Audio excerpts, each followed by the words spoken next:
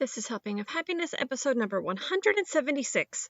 Today we have on Brent Beck from Grandpa Beck Games, and he is going to tell us the greatest games for gatherings. Such a fun topic for these holiday seasons as we're trying to get together with more family and friends. And I hope you enjoy listening to this episode as much as I enjoyed recording it. I'm super pumped for you guys to hear our friend. We've got Brent Beck. In my family, we refer to Brent as Grandpa Beck because of his games, and we love our Grandpa Beck games. I think we have all of them except for maybe we don't have the new one with the crumble cookies. We need to get that one. And I know you have another one coming out, but we'll talk about that in a minute. But before we get into all of this stuff, let's get to know Brent Beck. Brent, will you tell us a little bit about you and your family to start us off? I grew up as the fourth of six boys in my family. My dad was a school teacher. We lived just near the SeaTac airport. And I'm a very, nuclear family, normal, working class kind of family.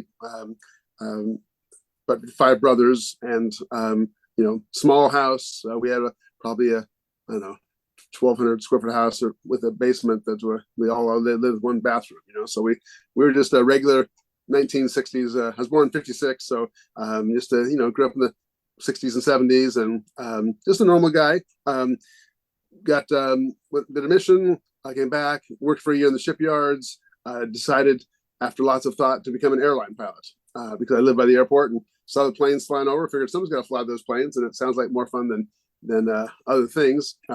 Took me about 10 years to get the education and the flight training and the experience before I got hired at Alaska Airlines, and then worked there for 33 years and retired 2 years ago when I turned 65 and became too old to be trusted with an airplane in my hand. But along the way, my wife and I got married on my 25th birthday, and we had a baby 10 months later and 4 more kids after that. And we worked hard for a long time together, to try and establish ourselves in life. And now those 5 kids are married. We have 19 grandkids with the number 20 on the way. We've had a really crazy, fun life of setting goals and working towards them, and just moving along in life, but trying to have some fun along the way. And we're blessed with that our kids and our grandkids are all happy and unified and pursuing goals and achieving them and being good people. So we're blessed that way.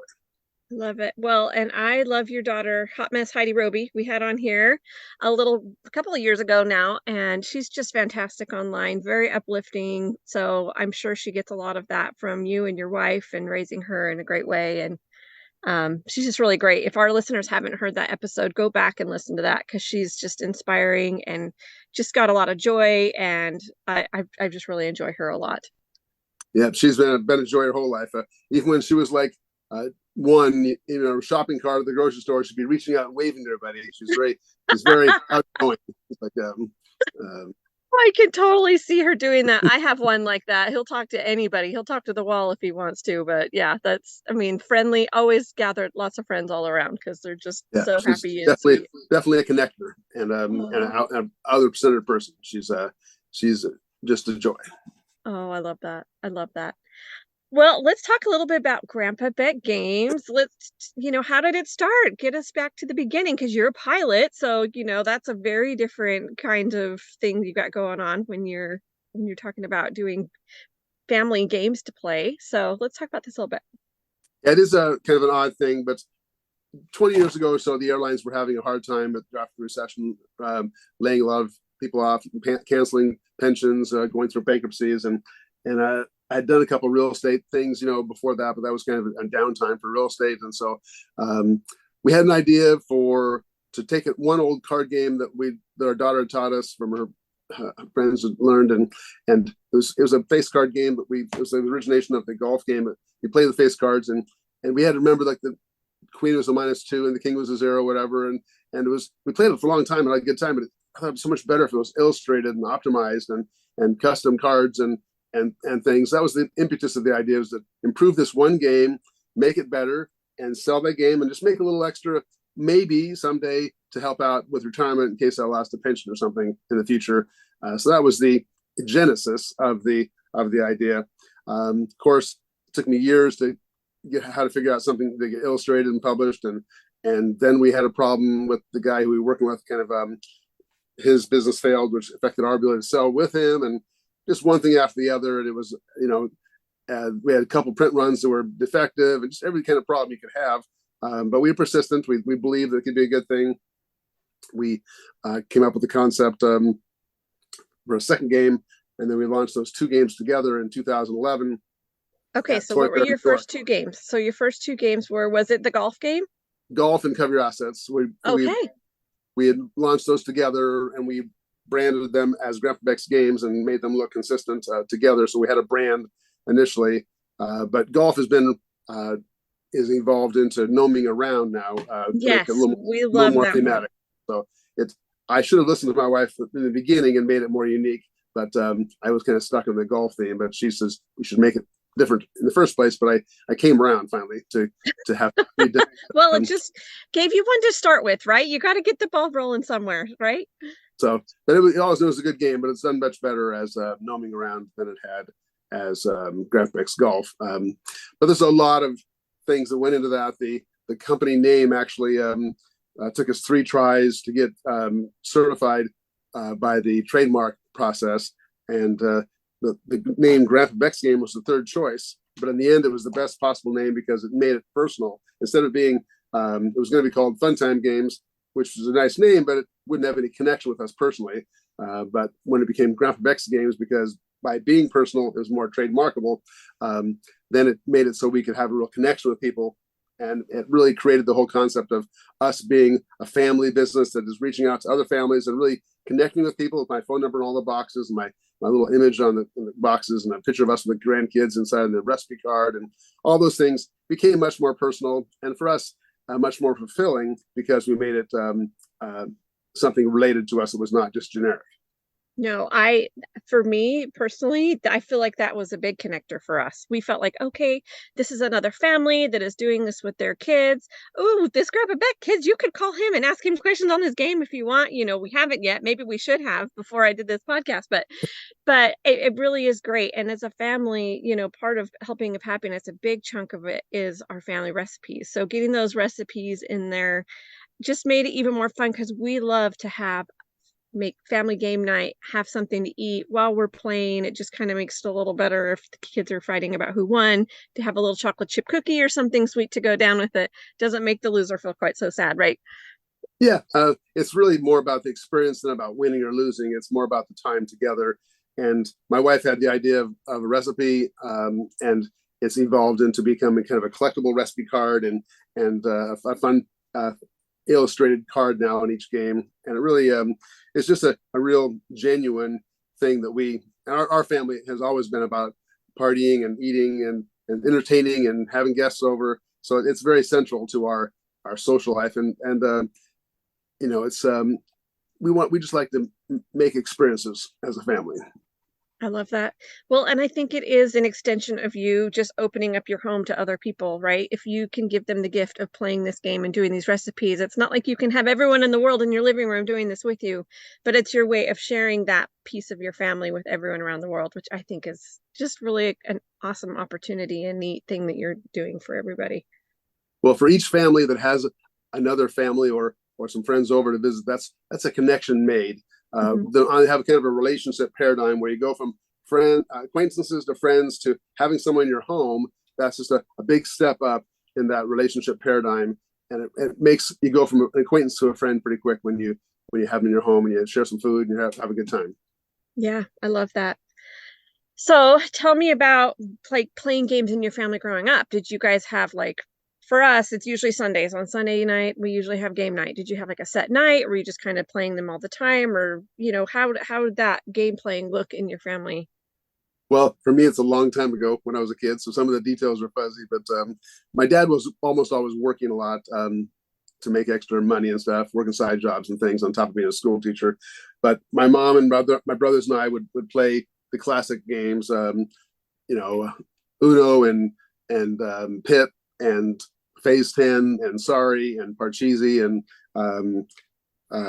Risk, some of those kind of games that were were classics, and we played them a lot. And some of my older brothers weren't into it as much, but I really enjoyed it, and it became a tradition for me, whether I was with my own friends or with our kids later.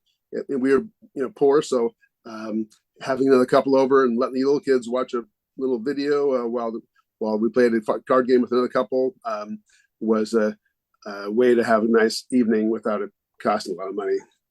Yeah, I love that. I feel like that's a lot of what we did in college. We'd get together with, at that time, my new in-laws, brothers and sister-in-laws, and we'd play dice games and everything else. And it was just always super fun. I love that.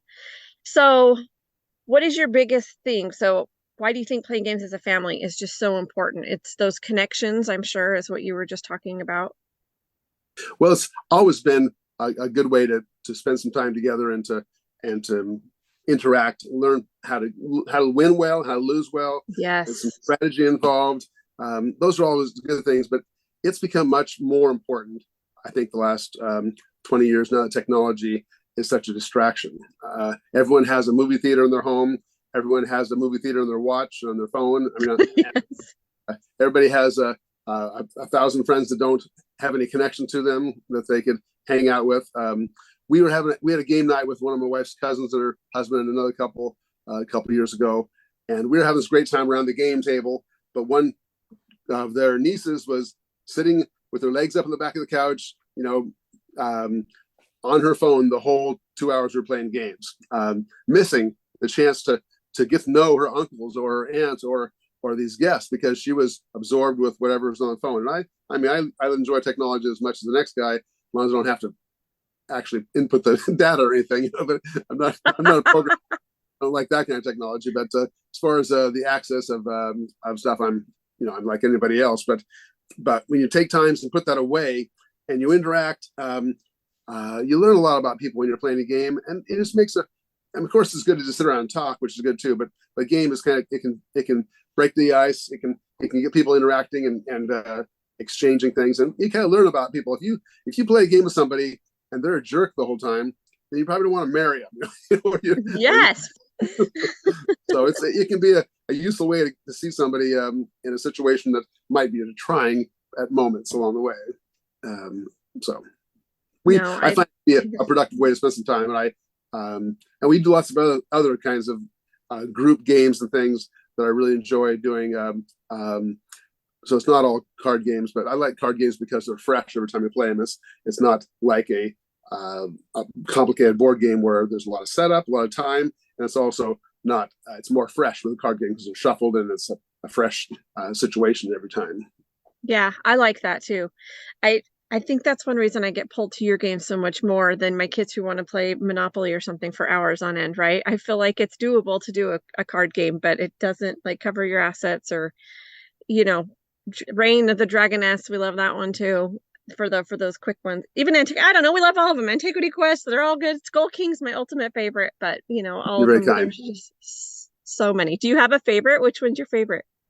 Again, I love them all for different reasons and with different audiences. But certainly Skull King is a favorite that when I'm not developing and practicing a game for testing it out, and when I'm not trying to teach somebody something that doesn't know it, I'm with people who are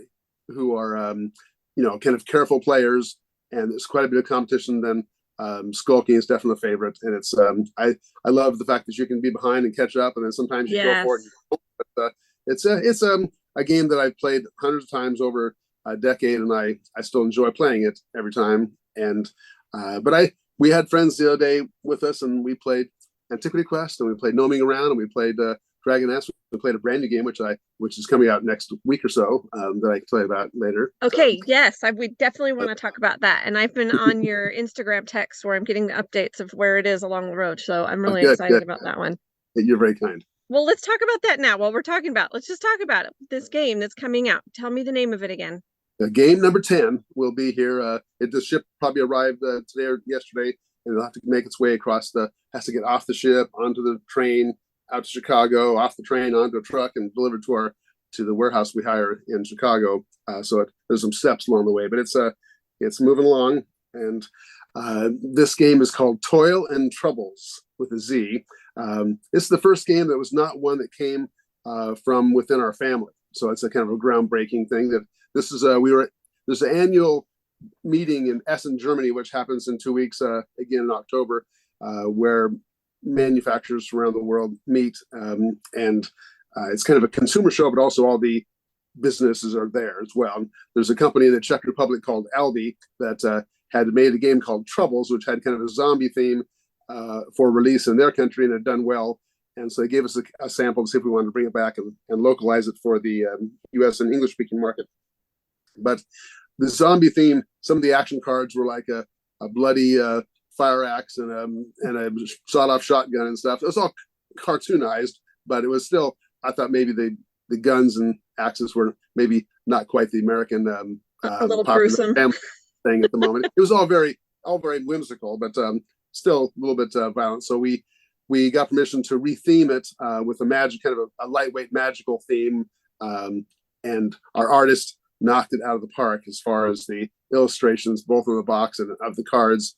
But because the mechanic was known, not one we had to create and test out ourselves, then allowed us to be able to adopt it quickly, and the number of illustrations was not as large as the next game that's going to come out, which has like over 100 illustrations. But this one only has a dozen or so different cards.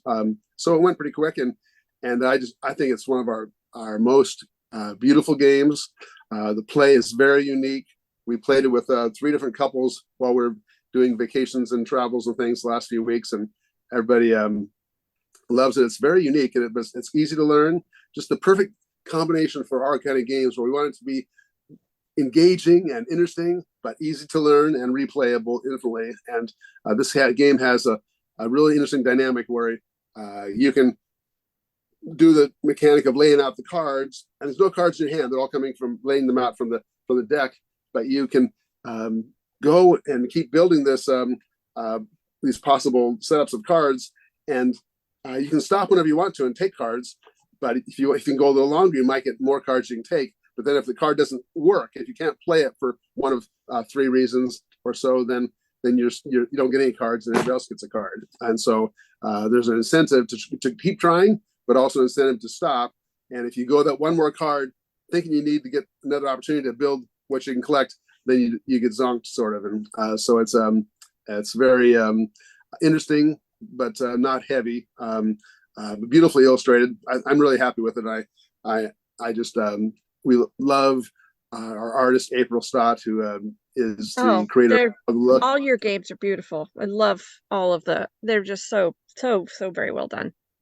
Yeah, in the 70s, Uno and Face 10, everything was just colors and numbers, and that works for the game. Most of our games could be just colors and numbers, but the theme and the beauty of them and the depth of art that we include is a hallmark. And it's not because I have any art skills. Only thing I can draw is a card from the deck,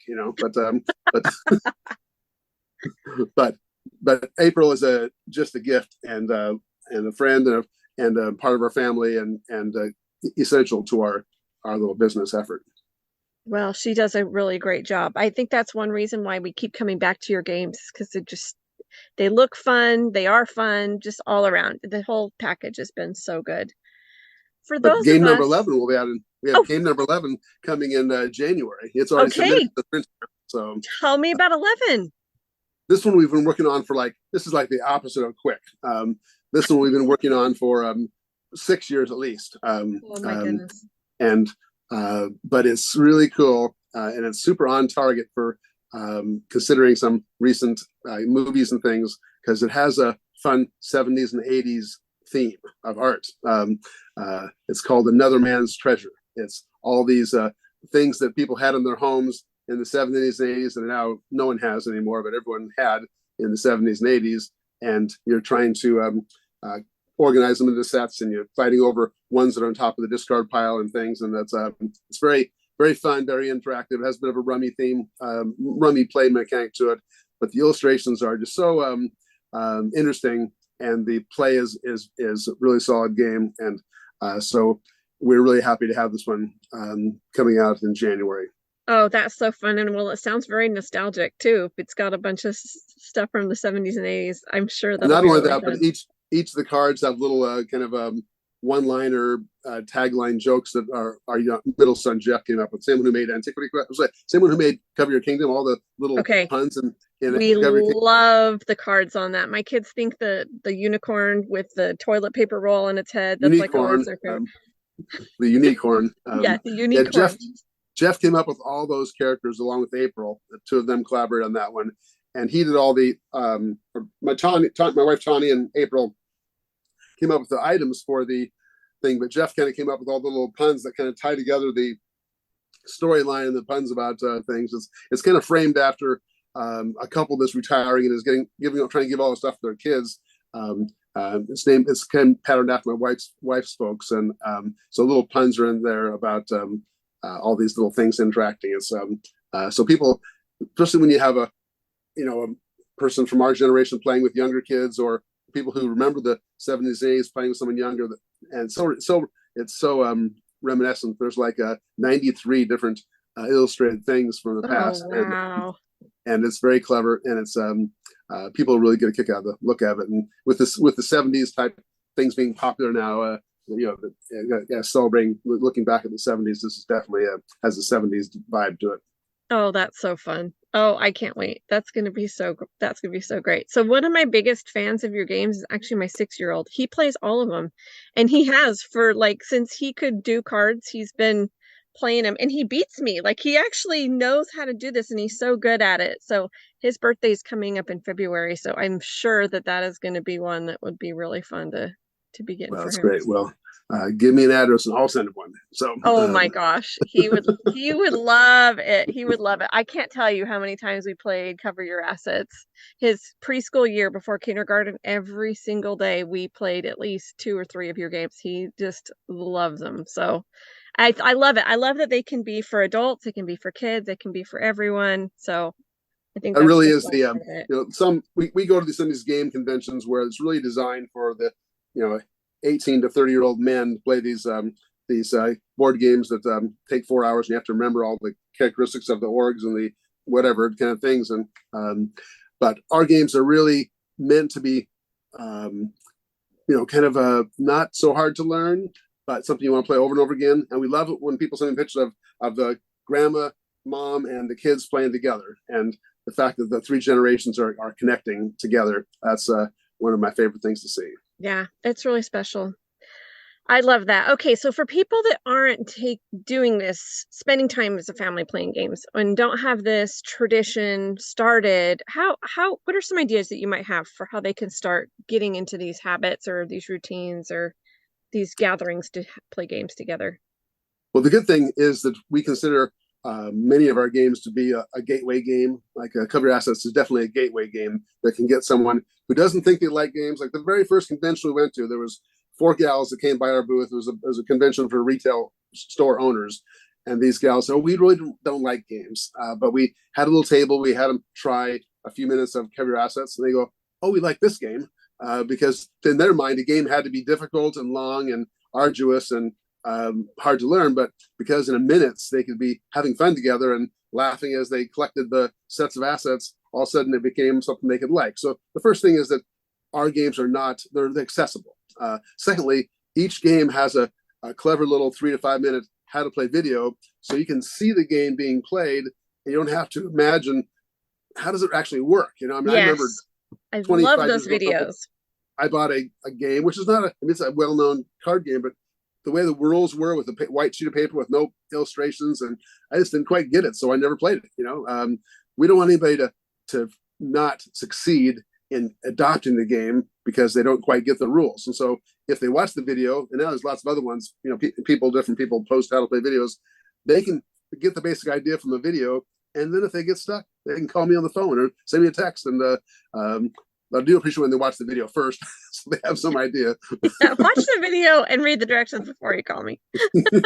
And we have frequently asked questions, so it's really very accessible. But the main thing is just to decide, make a decision that you're going to turn off the TV and sit down with someone you care about or someone you don't know. I remember at the very first year we did gift shows and things. We were at a gift show in Tacoma, and a woman came by and said, I was talking to her, maybe she was 60 or something. I said, hey, have some friends over and play games. She goes, I don't have any friends. I mean, it was 10 years ago. I still remember this lady saying she had no friends. I'm thinking, have some people over. They don't know. Make a friend. Make some cookies and play a game, and you'll have 6 friends. But I just can't get over the fact that someone could be 60 and not have any friends. That's sad. So it is very sad. This is a nice, easy way to make friends. I think it would be, now you've got my brain going when you're talking about your themes of your games. How fun would it be to have a pirate night and play skulking?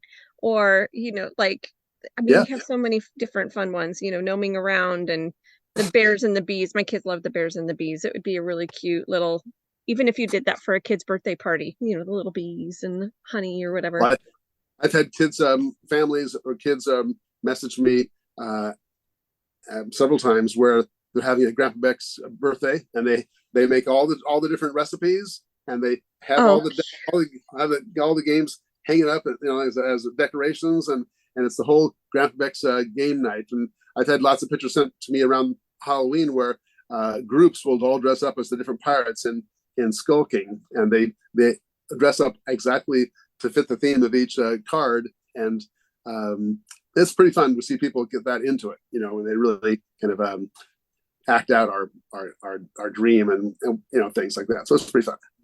That is so cool. I love that. Oh man, this is just gonna be so fun doing now. Your interview is inspiring me in all ways in my life. It's gonna be so awesome. So what is your favorite Grandpa Beck game? I think I mentioned that when I playing just for competition and just for strictly relaxing, skulking is often the favorite. Okay, so it is. I didn't know if you were just saying that because I said that. But I really have been enjoying Toil Troublez. We've been playing that with everybody we go out with recently, and it's unique. But I still love a raucous game of cover your assets, and I like the speed elements of Nuts About Mutts because you can match and run and play, and I'm pretty good about get my card down quickly and yes, or slapping that bone thing. And some people don't get kids love that one. That one's a big favorite for my younger kids, especially. They really like the illustrations of the dogs and everything on there. They love those. But it's challenging for adults because if you're not paying attention, you lose. And they're really smart and they are paying attention. Yeah. So you can't just be looking at your phone playing that game, because if so, you're never going to go out first. You end up with a lot of cards. Oh, I love it. I love it. Okay, so we talked about your recipes just a bit. Do you have a favorite recipe in the recipes that have been in the different games? The Crispix Crunch that was the first one. It was in the golf games. Now in Gnoming Around, it's pretty it's almost so good that it's bad because you can't stop eating it. It's what is it like? What was it? Maybe the canned potato chips. You can't eat just one. You can't eat just one handful of Crispix Crunch. But it's a pretty awesome snack food. And so that's definitely a favorite. The cheesy dip has been a favorite over the years. That's in Cover Your Assets, because we a lot of times would make up that. It's the only way I like Velveeta, right? With a dip, but with Velveeta and some chilies and some chili without beans, it makes a pretty cheesy dip, and it's you get a good chip and a good dip. It's I know those simple ones are sometimes the best ones. I love it. Yeah. And you're more apt to make it if it's easy to make, right? Yeah, it's pretty much 3 ingredients, and you melt it up, and eat it before it gets too cool, So love that. Oh, so fun. I'm excited. I haven't tried all of the recipes in there. Maybe that should be another fun gathering. Okay, everybody make your Grandpa Beck recipe and bring it and have game night. That would be super fun. People do that sometimes, and we get a kick out of it, because when people tell us that they really are investing their thought process and they're just getting excited about the costumes or the recipes, adding to the experience, or I'll meet someone who says, I grew up playing Cover Your Assets, and I'm thinking, wow, that's a part of a person's life experience, and I mean, it's been a lot of years for me, but I was already grown up when I started doing it, but it's just a fun thing to be a part of people's lives in a little way, and to mostly see that they feel like they're some people get emotional talking about the benefit the games have been to them during the pandemic or something, where maybe they have a special needs child who won't interact much, but that'll play Cover Your Assets, things like that. From the very first year we were selling games, a woman called up and she had to come over and buy some golf games for her KOA store, because she had a 17-year-old son who would always be in his room with a computer. But when he started playing golf with her, the very early stages, all of a sudden, every night when she got home, he wanted to play the game with her. And they went from no relationship to a relationship because of this game. And she was just so thrilled that, she had this like last year before he went off on his own life, and they developed a relationship. That's really amazing. What a neat thing that something as simple as a game can bring people together like that. And I just appreciate that it's something besides technology. It's something where we're going to be interacting, like you said, and getting away from our screens and doing it in such a fun way. I think it's just awesome. We, it's life. There's a lot of big things in the world, and we're a small thing, but life is sometimes mostly about the small things, the personal interactions, the day-to-day things, the conversations, the listening that you do, the words you say. Those are the really bigger things than the things around the world that you can't control. So before we started recording, you were telling me how you kind of went into making these games, not even having kind of any background on making games, and how you just kind of grew into it. Will you tell that a little bit here on the podcast? Yeah, when I went to college, I just had to get a degree because of the fact that I needed one to qualify to get an interview with an airline someday. And I was working all the time when I was going to school, so I just ended up getting a degree in psychology, which is a good enough degree, but it wasn't really specific towards a job. It fulfilled the requirement for a 4-year degree, and there was available night school classes when I had to finish on my degree when I was working full time. So I had no business background. I had really no business thinking I could have a business, but I'm the kind of person who, if I get an idea, even though I don't know how I can do it, I'm willing to try. And then once I get going, I'm willing to continue. I don't have a lot of skills, but persistence is probably the one skill that I best have, is that I'm going to stick with whatever I start. And whether it was trying to become an airline pilot or try to build a home or other things that I've done in my life, I didn't know the end from the beginning. I didn't know how hard it was going to be. So that's how it was with the game business.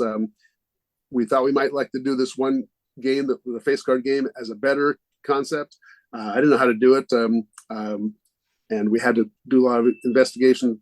And the first person we had to work with us was really kind of, in the end, hard to work with. And in the end, his promises to be able to sell the game after we made it fell apart. And then we had this game and no place to sell it. And we had 2 print runs that were kind of defective that could have dissuaded us from starting over, and we could have cut our losses and been done, but we persisted.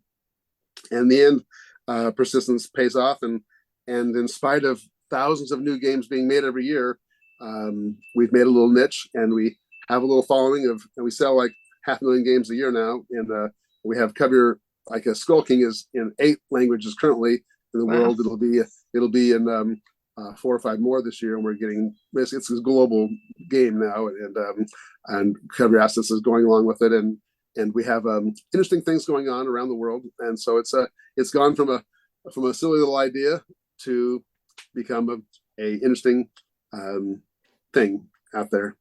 A full-on business to take care of when you're retired. That's amazing. Yeah, we passed the 2 million games sold mark this summer, and it's engaging, because here I am, I'm 67 years old, and instead of just living on a fixed income, I have this great team we work with. It's really not me as much as it is my wife and some of our kids and our artists and some other people we've hired. It's really a great team that we work together remotely. None of us live in the same place, except for one employee lives on the same island we do. But it really is a great team, and we're all just having a good time together. And it's been, I'm really just kind of a coordinator and a cheerleader now. I'm not really the one who does everything. I'm just, part of a nice team. But it's been a blessing. I feel very engaged and enthused and busy, but in a good way. So it's an interesting part of life, and the best part is the chance that I get to interact with people in a personal way because of the connection we have of being of Grandpa Beck's Games instead of a generic company name. And it's kind of hard to think about not doing it because it's so personal. I mean, it'd be hard to sell the Right. company and because then I'd still be getting phone calls and it wouldn't be my company. So I don't know if that's going to happen. Who are they calling then if they can't call the real Grandpa Beck? That's funny. I think about that before. But what a legacy you pass on to your family if they're interested in it or your team. I just think just the simple idea of remaking this game has provided all these jobs and all this happiness for these families. And what a neat thing that you jumped in on that dream when you didn't know all the hard work ahead of you, but you just did it one step at a time. I think that's a good lesson for all of us, is that sometimes those little ideas can become these big, meaningful things that we don't even realize will be in the end. And the best part was I didn't really start this until in my 50s when our kids were all out of the house. So when we had to travel, for the last 12 years, we've gone to about 6 or 8 different conventions or different shows, and during our time off and whatever. So a lot of our vacation time has been eaten up with going to all these conventions and all of it. So, but I did that when the kids were out of the house, so we weren't taken away from family time by being away from them and leaving them for all this. So the timing was good, and so I didn't feel like I had to be a derelict dad by doing a side business. They could be, and now we get to engage those same kids. Like there was an event.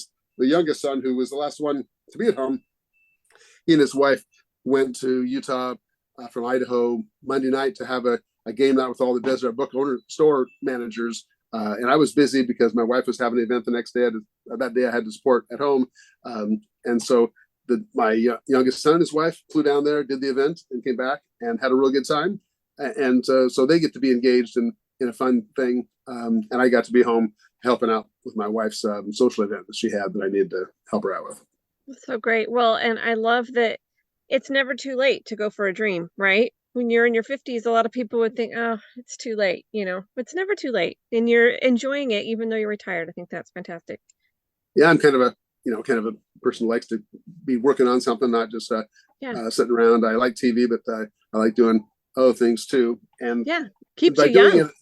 By doing it at a later part in life, we could kind of self-fund it. We don't have to have any investors pushing us along the way. We could kind of do it at our own pace because we could kind of just grow gradually and progressively instead of having to have pressure to do something that would put in debt, a lot to do it. Yeah, that's brilliant. I love it. Well, let's tell everybody where we can find you and where they can get these awesome games. Our website is on the bottom of the box. It's as simple as grandpabecksgames.com. We have an Amazon store, which we really never would have been successful without Amazon, because through Amazon, anybody could find us anywhere, and it could be a spontaneous purchase. If we'd had to have people go find a store, we would never would have caught on as much because we don't have stores everywhere yet, and they're not. I mean, it's a big world. There's a lot of places that location-wise is difficult, but Amazon makes it accessible to everybody. So Amazon has ups and downs, but it really did create us an opportunity to grow. And people who see it on Amazon can buy it anywhere in the world. People see it all over the place. Oh, it's amazing. Well, I love Amazon just because I can order it when I'm thinking about it, and then I don't have to think about it, and it just comes like the next day. It's fantastic. I don't have to go anywhere. Yeah. We have hundreds of stores though that support us, and we have great international partners in Asia and Europe, and working on connections for better connections in Australia and New Zealand and other parts of the English-speaking world. But we have some availability easily, and we have a UK and Canadian and the Singapore Amazon operations, and to make it easier for distribution in those areas. So it's these days the world is pretty easily connected, and it's amazing. And yet getting connections for distributors and the amount of work to take to get an item in stores, it took a lot of time, a lot of effort of calling stores and visiting stores and giving samples, and it was not an easy process to get something from even after it's published. To get it into stores is a really difficult process. Yeah, no, it is. It's a whole nother beast. So I think it's amazing that you don't have a business background, but you're figuring all these things out. And I'm sure your team is helpful with those different things. You probably surround yourselves with people that are experts in different areas. So I think that's amazing. Yeah, there was a man in our ward that was kind of between jobs a couple years ago, and and had some sales background that we hired. And he's just a super hire. He's our only one full-time employee basically, and he's really running things so well, and he's loving it working from home, and he's really just loves the fact that we're growing around the world, and he coordinates many things. He just has been a great blessing. And then my daughter-in-law, youngest daughter-in-law, she works from home doing a lot of the kind of little business tasks for shipping and some of the tax related things and stuff that I don't want to deal with. Bless. so, so she's more patient. I'm sometimes a hard worker, but I get frustrated with things like taxes and accounting and stuff. So I'm grateful I have an accountant. I'm grateful somebody else helping out with taxes and stuff. It's not my favorite thing. It leaves you opportunities to be more creative and work on that part of the business. So I think that that's great. I love that. Yeah, our youngest son designed the concepts of 2 of the games, and our middle son designed the concept of 3 of the games. And another game that'll be out early next year is a game that, or actually one of my nieces has been working on for like 8 years, and it's a really creative game. And she's working on it for 8 years, and it's coming together where that's going to be the next game for next summer. So it's not all me. I'm just kind of the kind of thing going on here, but we have a lot of good input from people to help us out, and each person who provides the game concept can get a little bit of a royalty on it, and so they get a reward for coming up with the creativity. And the kids are all 5% shareholders, even though if they work with the company or not, so they get a chance to cheerlead the company, even if they are working in another career. That's so great. Well, and I love that it really is a family business. I mean, you're getting input from all of the family. That's great. And then you can test out all the games playing with your family. It's really fun. Was there anything else that you wanted to share that I missed? No, I think as I said before, and I'm kind of a talker. I sometimes talk too much, but good thing you haven't edited about it. You can edit out the I love it. I love all the talking. It's so fun to learn about you. It's so fun. I've really enjoyed it. And like I said, we just love your games. In the show notes, I'm going to link up to your website and to your different social channels that you have, and definitely to all the different games. I'm going to have a little recipe list of the things that we love to eat when we play your games. And so I think this is going to be a really fun little show notes resource for people that are listening, especially going into the holidays when I feel like we're all gathering a little bit more, having a little more time together. Gotta love, my wife has been super good at building family traditions and making holidays special, and we always were super big on having people over, and we still do. We love to have people over and gather, and but and then always along with that goes some kind of food. It's kind of food, folks, and fun, like McDonald's said. So love it. Grab that slogan. Well, awesome. Okay, well, I have 3 helpful and happy questions. Do you have a few minutes to answer these? Certainly. Okay, so I like to talk about these because on Helping of Happiness, our blog, we talk about family recipes, we talk about family travel, and we talk about just home and family hacks, things that kind of make things a little easier in our families. So our first question is, what is your favorite food or meal? Well, I'll take out desserts because that's not really too hard to pick. How do you pick? Well, certainly if just for the pleasure, I'd probably eat dessert all the time, but that's not the best thing. So, but I think my favorite food lately that I really enjoy is a good quality beef fillet, cooked super well. And we use sous vide. Have you tried sous vide yet? No, tell me about this. Sous vide is the way to get the perfect steak. What you do is the sous vide it's like a water bath. It has a probe that goes down in the water and it circulates the water temperature. And like for a medium rare steak, that's 129 degrees that it wants to be at. So you seal the fillet in with a Ziploc, or with even better with a vacuum sealer, and you put the fillets already seasoned in this water bath, sealed up, so they don't, so water touching them, and you can leave them there for a couple hours, and the meat is cooked perfectly all the way through to do exactly the medium rare temperature. And then you pop it out of the bags and you sear it for like a minute on each side to give it a nice sear, and it's perfect.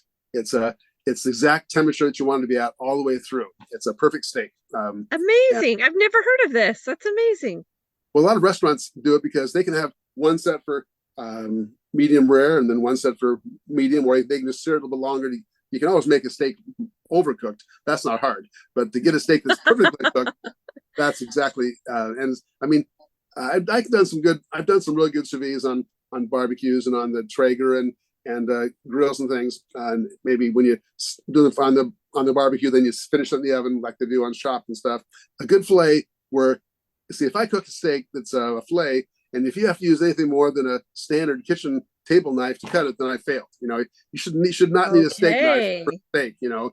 Just your standard butter knife should cut through the fillet, and it's all just, and there's no wasted fat like you get a steak with a lot of marbling and stuff. Then all this fat you gotta throw away, but the fillet is all perfect meat. Wow. It's cook up some asparagus just right where it's not overcooked, and some nice maybe some chopped up potatoes that are seasoned well and cooked. That's a dinner for me. Oh, that sounds good. Okay, number 2. What's the best trip you've ever been on, or a dream vacation? Well, I have a lot of fun memories, but I'm going to go back to one of my first memories of a vacation. When I was a preschool kid, our advisor was from Hawaii. His parents lived there. And we did some fundraisers, but it ended up just 3 of us went on this trip to Hawaii for a week. My brother and I and another guy. And so we went over to our advisor's dad's house in Honolulu. He lived on this hill, on this really cool house on top of a hill overlooking the city. It had like 3-inch shag white carpets and he paid for everything, all the trips we did and stuff. And our advisor had a sister, or younger sister, and her and her 2 girlfriends took the 3 of us boys around for the week. So it was the 6 of us in a station wagon with these local girls showing us around. And we didn't take pictures, we just played local. And for a 16-year-old, 15-year-old who had never gone anywhere to go and have this trip to Hawaii for a week, it was pretty ideal. It was the first time I'd been on a plane. That kind of inspired me towards being a pilot, to have that first flying experience years before I went on my mission or whatever. But that was it's a pretty fun first trip to go to Hawaii in that situation, and to have it be such a kind of a different thing than me growing up, never really going to any place, wild, So it's pretty cool advisor. And I still keep in touch with him. He's still a friend. Oh, that's so cool. What a neat thing. I mean, that just launched your life being a pilot. That's so much fun. And what a neat thing to see that local culture when you didn't just do the touristy things, you went around with the locals. I love that. Yeah, his dad was pretty cool. And Mike, our advisor, he's just such a warm, he was the kind of guy where when I was in that quorum, I would just go over and sit down and talk to he and his wife at the kitchen table. He was one of those people that's accessible and would just sit and listen to me. And I'm probably talk too much, but we're still friends 50 years later. So that's so special. Love those connections. Last question. Do you have a home or a family hack for us? A couple things. I would say that you really should have game nights, not necessarily card game nights, but have the kids get together at your house, sit the chairs in a circle and play kind of chair games, and in a group setting where it's like maybe 10, 15, 20 kids. When I was 15 or 16, there was a couple of girls in our ward that would had parties at the house, and they taught me some group chair games, we call it. I played those games for over 50 years. Some of those games that I learned from Jan and Sue's house. And I've been hosting parties my whole life using some of those games. And I've had so many, hundreds and hundreds and hundreds of people I've played some of these games with. And it's just doesn't cost anything. There's no equipment required except for a living room or some chairs or something. And we did that with our kids. We hosted parties all the time. We had dances at our house. We were the place for the kids to come after the high school dance or prom or tolo or game night or whatever, and they take pictures and eat food. So make your home the place where people want to come and hang out, where the kids are at your place every time there's an activity, not someplace else. And that way they bring over their friends or church friends or non-member friends. Just be the place where and play with the kids. You don't have to send them off by themselves and play. If you play with them, if you're fun, they're not gonna care, So they don't care that you're older. Just if you're fun, if you're annoying, they're gonna care. But if you're fun, they're gonna like it,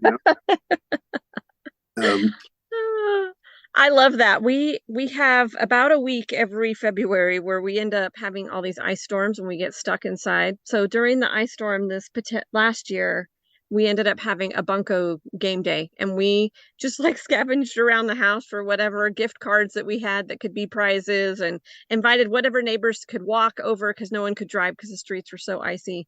And it was so much fun. My kids all had a friend and we played. It was great. It's so fun to gather and do things like that. We love those gift exchange games. The white elephant gift things, Yeah. or some of our kids are super creative. And so when we have our Christmas gift exchange, the kids come up with really creative gifts and really thoughtful gifts that are really personal and or funny. But we just I really believe that playing together and enjoying time together, whether it's, I mean, it doesn't have to be at a resort with fancy accommodations. It can be in your front room with an old furniture and that's a hand-me-down or some folding chairs that you like we got a bunch of our folding chairs. They were at the church. They were getting new chairs. And they had the old ones in a dumpster, and I salvaged them out of the dumpster because kids run over, grab the chairs. I got permission, but so we had this big rec room, and I had 30 folding chairs that were being thrown away, and that served our purpose for years. Occasionally somebody would bounce too hard in one of the chairs playing a game, the leg would fold up, but they're pretty sturdy chairs, those church chairs, and so it was not fancy, but and like for 10 years we had all the ward firesides at our house, and for 5 years we had a monthly YSA dinners and parties at our house. So we partied pretty hardy and had a lot of fun. I love it. And you just did it with what you had. I think that's great. You don't need anything flashy. It's true. Well, awesome. Well, thank you so much, Brent, for being on. I just feel like I've learned so much from you, and I'm just inspired to do more playing with my family and gather more friends and encourage my kids to gather their friends. I think this is going to be just a really fun jump into our fall and holiday season, getting a little bit busier gathering together. Yeah, I heard that on the podcast with Heidi that you had a son as a missionary. I'm sure he's back by now, and not quite yet. He's about half. Well, let's see. I think maybe I probably had someone on a mission then. I have another one on a mission now. Yeah. Yeah, probably the second one.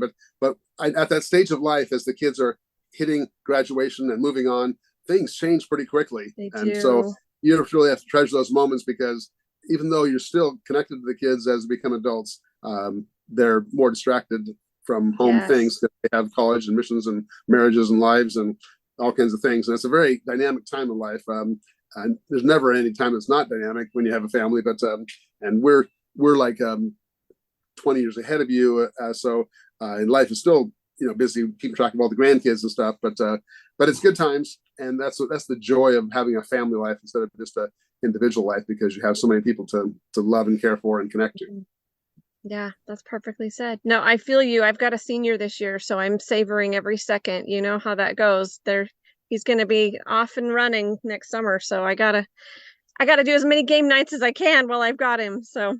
Yep, our oldest granddaughter is in her first year at BYU this year. Oh, fun! So and good friends in our ward had their daughter just leave for college as well. So I was talking to her about how poignant that is to be able to. You want them, and she went off to Harvard. This girl from the ward, so it's exciting. But still, she's back in Boston, and we're in Washington. Yeah, it's a long ways away.